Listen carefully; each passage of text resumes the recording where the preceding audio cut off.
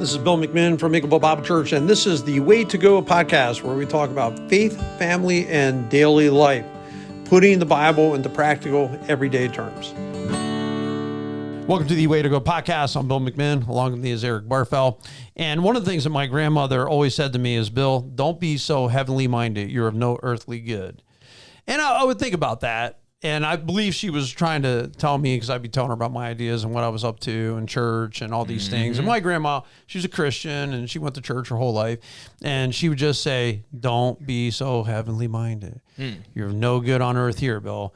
And I believe what she was saying is, don't get so caught up in all these spiritual things no one can relate to that you're not even helping people here. Because you're caught up in some other kind of cause that really doesn't really have anything to do with the message of the gospel. And I think in a lot of ways, there was a lot of wisdom to that. In Ephesians 5, 15 through 16, look carefully then how you walk, not as unwise, but as wise. And when it says, look how you walk, that literally means the word walk a lot of times used in the Bible of lifestyle. You know, make sure your lifestyle, be careful. Don't be unwise, but be wise, making the best use of time because the days are evil.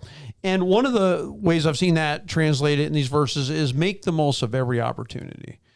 Yeah. Make the most of the opportunities that you have to relate to people, to bring the gospel, and not get too caught up. And there are times in my life where I look back and I wish that I wasn't so hung up on stuff, to be honest. Like, when I was a youth pastor part-time in seminary, then I would always telling them, well, don't dance. We don't dance because of this and that and this and that and this and that. And came here to Eagleville Bible Church in suit and tie every Sunday. It could be 90 degrees outside, no AC in the building. No, I'm not taking off my suit jacket. I'm wearing my suit jacket and I'm wearing a tie. We go to the Expo Center years later and, I'm still wearing a tie until finally one day I just look around and I'm like, dude, the only guy in a tie here is pretty much you, Dave Bissell, maybe one other person. That was about it. And I just stopped wearing a tie. I'm like, you know what? It just... Yeah, no, I've met a lot of people, not loads, but definitely some who it's all ideas and theory and I don't even know what another synonymous word would be, but like action, no. Right. Put the rubber to the road, no. Right. They want to just talk about it and all these like what if scenarios, and the best thing to do is actually this, and what if we, yeah, that's great, but if there's no follow through, right, which is something we've been talking about in youth group, we're doing this like leadership series, and that was the lesson one, follow through. Right. You want to be a good leader, have some follow through. It's not all just talk. So you're talking about walk. So in that same youth group lesson, I hit them with the don't just talk the talk, but walk the walk. Right. He's talking about lifestyle. Well, to me, that's action. Right. You want to know what speaks louder than words? Action. Right. So what are you like doing? Everyone has all these like grandiose ideas and visions of what they want to see happen and do. And yeah, but what are you doing? Yeah. I mean, when you're hearing more about minor issues than you are about serving God, where's the follow through? Right. Love, the mark of the disciples, that you will love each other. Right. So that's the mark of Christianity. Husbands, love your wife like Christ loves the church. Right. To me, that's a practical side of thing. Now, ever since day one, I've always focused on the practical, way more than the theoretical. From day one, very applicational. So what? Because it's tangible.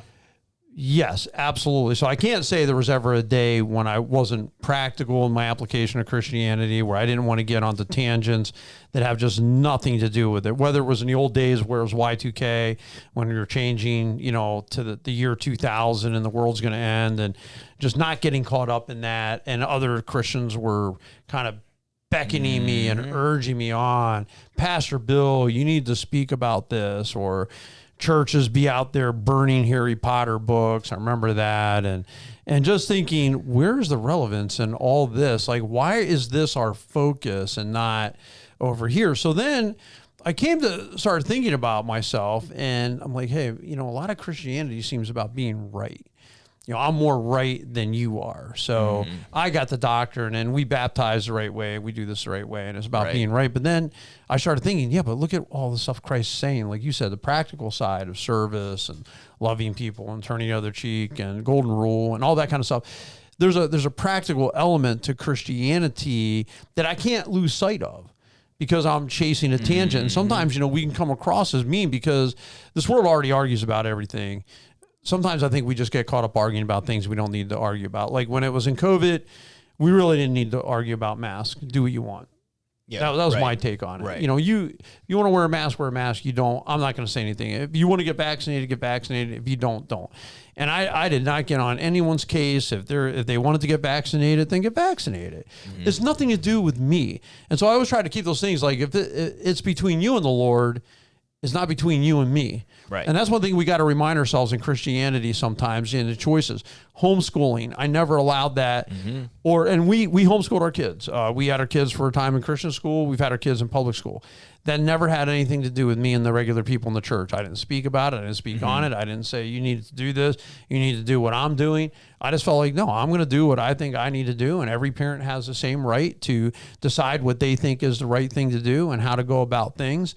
And we live at peace with each other that way because we're not actually trying to manipulate somebody's thinking on an issue that has nothing to do with the Bible. Right. Or furthermore, putting an obstacle between somebody following Christ. I never wanted to put up my own preference. If I start putting up my preferences from the pulpit, this is my preference, what I think you should do because it's what I do, and it's not in the Bible, then I'm putting potentially a stumbling block between a person and Christ, and I have no right to do it. Yeah, no, because on same analogy, you drive a wedge in that relationship. Right. So you talk about, being loving to one another. Well, you're not loving if you're driving a wedge. Right. And that's the thing with the wedge, as it goes deeper and deeper, the two logs or whatever get further and further apart.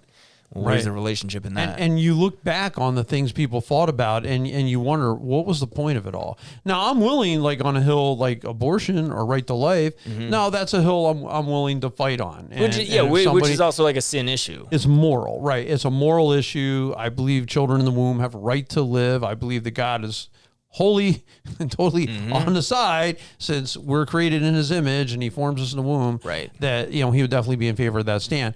But when it comes to secondary issues, these are just things I don't need to be getting caught up in. Yeah. And so I want to be careful. So I've kind of learned, as I've migrated some on the minor things of just, I would dance at a wedding. Not like go out and dance, why? Because I'm just not good at it. Right. I'm not a good dancer. But if it's my kid's wedding, then, we would go dancing. I'm not as uptight about the music choices people have, like some of those, like wearing a tie to church every Sunday, stuff like that. And I think as you get longer in life, you just wish you would have gotten to it sooner. It's like, why was this ever a big deal? Because you realize it's not a big deal. Yeah, no, I've seen forums and Facebook feeds where the hill they die on is like having the American flag on the stage or not. Right. That's what you're going to get. Like, right. Dude, you just got fired over that. Was that... What? Right. Like, read the Bible. It's not like the Americans aren't God's chosen people. Right. It's going to look very different than, our skin tone when we get there. So, I just, dude, that doesn't matter. Exactly. Or you get caught too far into supporting a presidential candidate one way or the other. Right. It's like, these are not, I'm not here to represent a presidential candidate. I'm here to represent Jesus Christ. Yeah, that's who. And people hang their hat on this kind of stuff. Well, they do.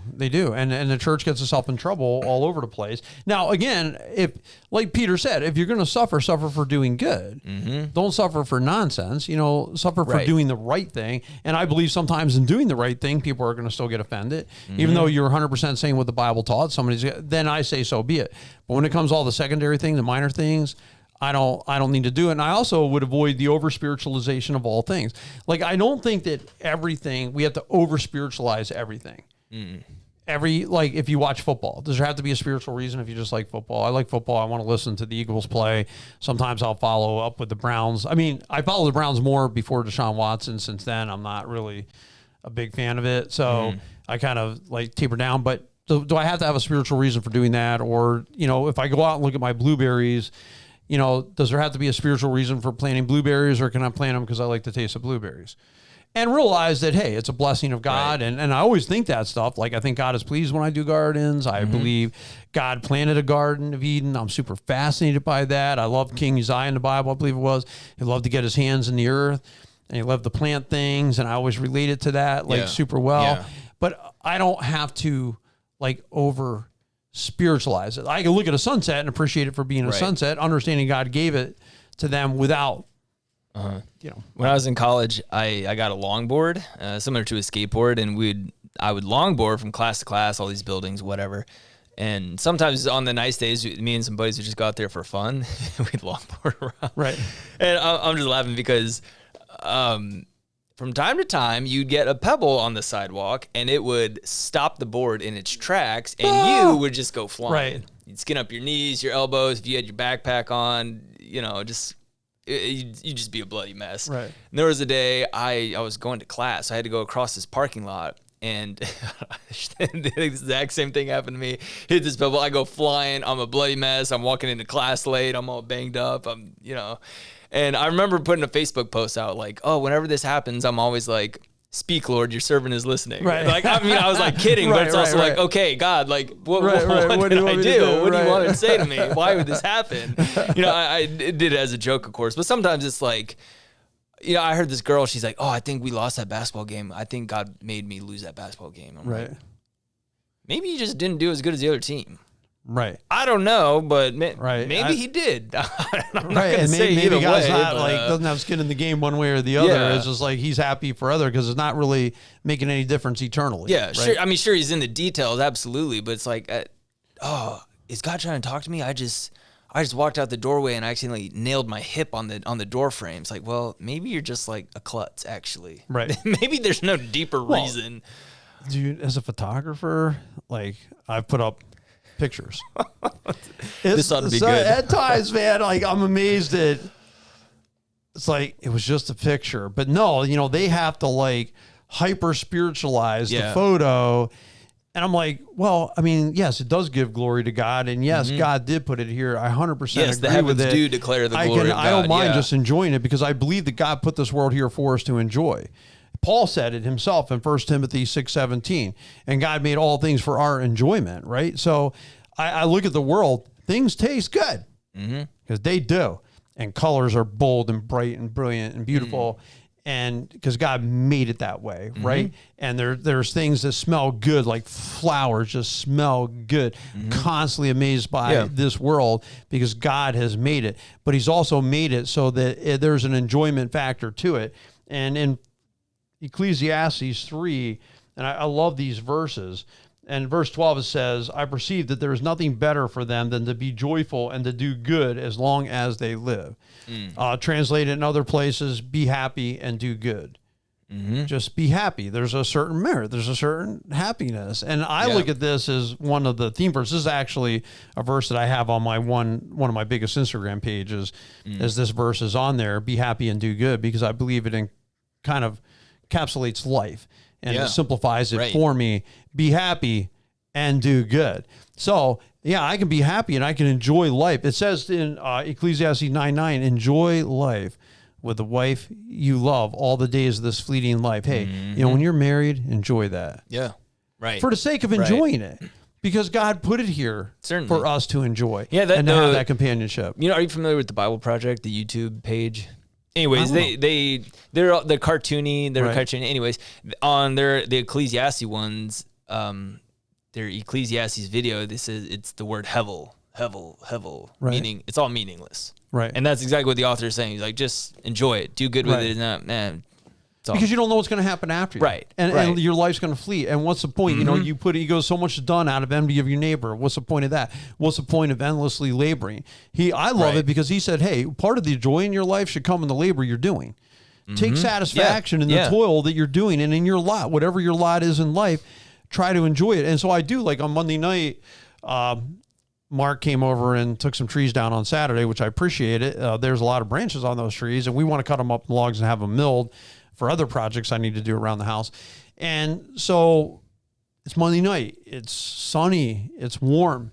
And I love fall color, but I can't chase fall color or go really look at or take any pictures because I'm on my property. But while I was on my property, I'm still enjoying the chainsaw. Right. I'm still enjoying, but look around. You still have big, brilliant orange leaf trees on your property. Yeah. Look at those. And you're not getting to see a bunch at one time and going miles and miles and seeing tree after tree after tree. Right. But you get to be here seeing these trees. So just enjoy that. And I think that's what Ecclesiastes is getting at. I don't belabor it. I don't go like, oh my goodness, man, my life is so terrible. I've got to go out here and cut up this wood. I look at it like, hey, you're blessed that you can. And that's a great thing. And this is also a gift from God. Yeah. You know, if you can toil and find satisfaction in it, clearly says God's involved in that. Yeah, and there's satisfaction and fulfillment in productivity as well. Getting I think stuff so, done. absolutely. You know, having a checklist. You know, I think the same about my house.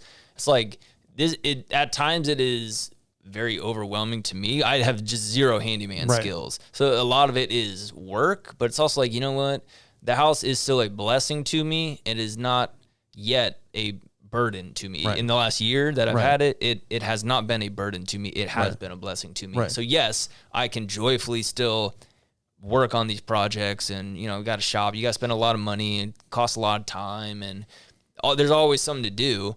But my house has been a blessing. I get to host groups. You know, our young adult group. I've hosted youth Bible studies there before, all in the last year. It's like I couldn't do that at my old house. It was way too small.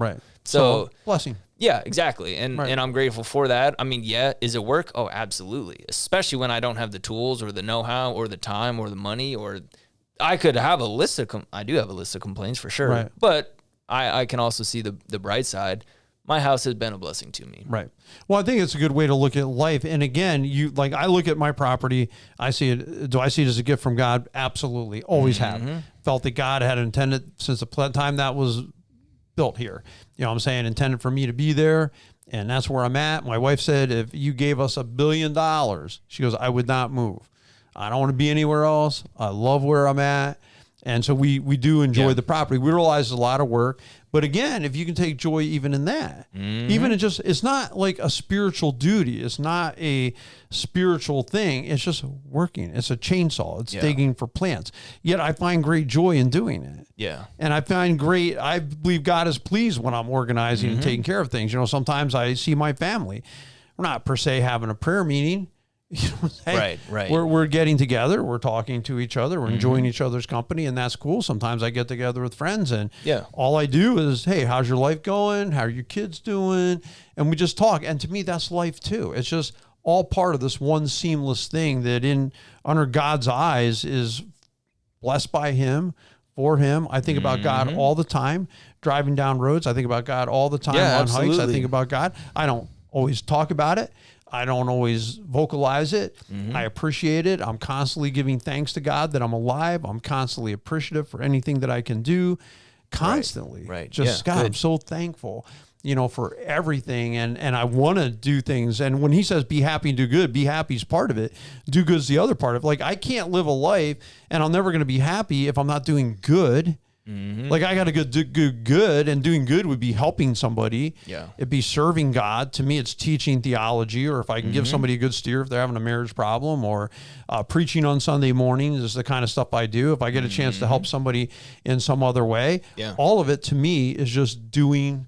That's doing good. Even our trunk or treat recently that we did, to me, that's doing good. That's doing good. It's talking to your neighbors. It's talking to your school officials. And there's some days where it's feels like a lot more work than other days. Sure. Is it always fun and dandy? And nope. No, heck no. But long term, like, is it satisfying? Is it fulfilling? Because this is what, for you and I, is this what God has called us to? Yeah, absolutely. Do I wake up every day and I know I'm just going to have so much fun in my office? No, not necessarily. But it's plenty satisfying and fulfilling to me personally, professionally, spiritually, that, like, exactly what you're saying. Like, we get to influence and impact some people's lives for the kingdom of God, for the glory of God, and point people back to the kingdom for sure. That's it. And so it's that satisfaction and long-term fulfillment that is more energizing than, boy, I get to have so much fun today, and I get to meet with people who are in distress. Like, not exactly I've done plenty of other things outside of going to work that I've had more fun doing. Fun to me is hiking. Fun to me is kayaking. I only got to kayak 9 times because I was working on the property, but I still take joy out of it. I don't think that, like, I read one article and it says all joy has to be eternal. I'm like, why? It doesn't have to be eternal. Sometimes just brings me joy to do something, and, you know, or a good meal or whatever, you know, brings me a certain amount of joy, a certain amount of happiness. However, I do want to live in light of eternity. That's why I serve. That's why I do things that are going to count for more than this life. That's why I don't make my life just about me, because what my fear is, some people, in searching for the happiness, fun, joy, however you want to term it, if they turn that all about them and they say, hey, my happiness is going to be because I get to do what I want to do every day of my life, chances are you're probably not going to be very happy. Right. Happiness is when you're unselfish. You're not getting to do whatever you want to do in life. And that to me is more the way life works. And I think about my life this last year, my goodness, I mean, if I didn't have people like even Mark coming over and doing trees, or Dana helping me with the deck, or Teddy helping me with painting. I mean, I'm so overwhelmed with these projects, and at key spots, people have just showed up and helped me, whether that's several days or several hours, whatever it is. I'm like, man, I so appreciate that so much that they gave me some of their time. And I also want to do that for others too. You know, like Jerry reminded me, she goes, and you do, Bill, and you do. And when you're sitting there shaking hands, you're talking to people that celebrate recovery, you're teaching on Wednesday nights, you're doing a wedding, you're doing, you know, things to help people. That's how you help people. And so, and I say, yeah, you know, you're right. But to me, that's what has given life meaning, and that's what's given life joy and purpose. It's just in the service of others. Yeah. And there are other times where I realize, I'm allowed to have an off moment, meaning chill my brain. Yeah. And just sit down. Right. And maybe watch a football game or something else. Like, I'm not doing heavy duty things. No, I mean, Jesus modeled that for us as well. Right. He withdrew to the mountainside alone to pray. Just time of solitude. It was just him. He wasn't with the crowd. He wasn't with his own disciples. It was just him. What about the day he was making breakfast for his guys after the resurrection, and they were back there, returned to the nets and fishing, and he's just on the beach making them breakfast. Like, he had the fire going. I think about how cool that was. Is that when they thought he was a ghost? No, that was when he's walking on the water. Okay. No, that's time. And this is the time, I believe, if I remember right, Peter goes running to him. Oh, yeah. And he's so repentant, feels so bad because he had denied Jesus Christ, and then that whole conversation. But he's on the beach, and he's making breakfast for the guys. Just making breakfast. Get the fire going. You got to get the fire going. You got to do, you got to eat, right? And that's just a normal part of life. But when it's all tied in with God, that's where I see the spirituality. I don't need to over spiritualize it. It just is what it is. It's just life. It's just life, this beautiful life that God has given us, and I do appreciate it. And again, be happy and do good is always a verse that helps me to stay in balance. Yeah, be happy. Enjoy your life. Enjoy your life with your wife, right? Enjoy your toil that you get to do. Enjoy all of it. And I try my best to do it. But on the other hand, doing good has got to be in that portfolio. It can't just be me playing with my grandson every day of my life. Although I'd like to. I would love it if that was life. That's all I did is play with my grandson. I would absolutely love that. But that's not life. I get to see him some, and I enjoy the times I get to be with him. But I also have a thing called work. I have a thing called responsibilities. And guess what? And that brings fulfillment too. Right. So every bit of it. When you see it right, every bit of it really, really is. So as Grandma said, if a shoe fits, wear it. Doesn't fit, don't wear it. Don't be so heavenly minded. You're of no earthly good. You guys and gals all have a great and an awesome week.